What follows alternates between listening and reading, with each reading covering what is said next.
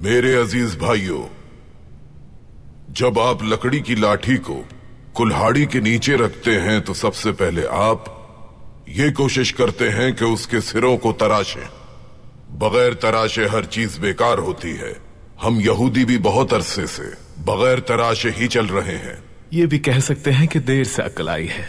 बिल्कुल, मगर 2 दिन के अंदर यहूदी कांग्रेस का गैर रस्मी इजलास मुनक्किद किया जा रहा है और उसमें जो सरबराह की हैसियत से खिताब करेगा वो दुनिया भर के यहूदियों का रहनुमा माना जाएगा। हर्जल साहब ने अपनी किताब यहूदी मुमलिकत में दुनिया भर के तमाम यहूदियों को, यहाँ तक के यहूदी मजदूरों और किसानों को भी यहूदी कांग्रेस में शमूलियत की दावत दी है। मेरा ख्याल है कि सरबराही इनको ही मिलनी चाहिए। बहुत शुक्रिया। मेरा मकसद यहूदियों की कामयाबी है।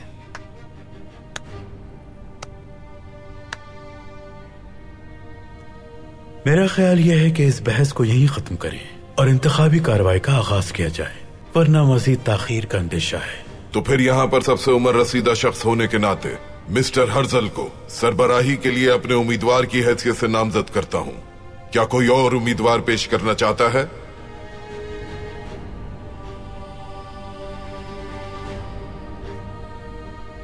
मैं। तो आप अपना उम्मीदवार पेश कीजिए, मैनुअल करासू। तो खेल जारी रहेगा। ये तुम्हारी खुशफहमी है कि तुम इस खेल के अंजाम से बाखबर हो। मिस्टर हर्जल के हक में किस किस का वोट है?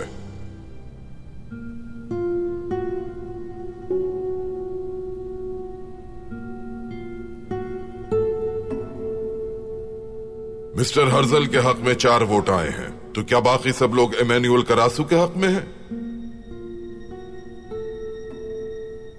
वोट बराबर होने की वजह से हम अपना सरबराह अगले इजलास में मुंतखब करेंगे ताकि मुहिम का वक्त मिल सके हमारे उम्मीदवारों को। बहुत शुक्रिया आप सबका।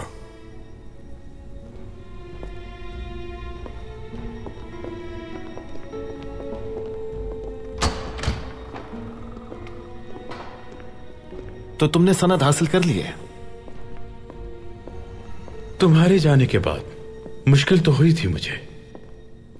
यूनिवर्सिटी के बाकी तालिबे इल्म तुम्हारी तरह मेरे इतने मददगार नहीं थे। तो फिर तुम्हें कोई और मददगार मिल गया होगा जो यहां तक पहुंच गए। मैं नहीं जानता था कि तुम्हें रहनुमा बनने का भी शौक है, लेकिन इसका कोई फायदा नहीं।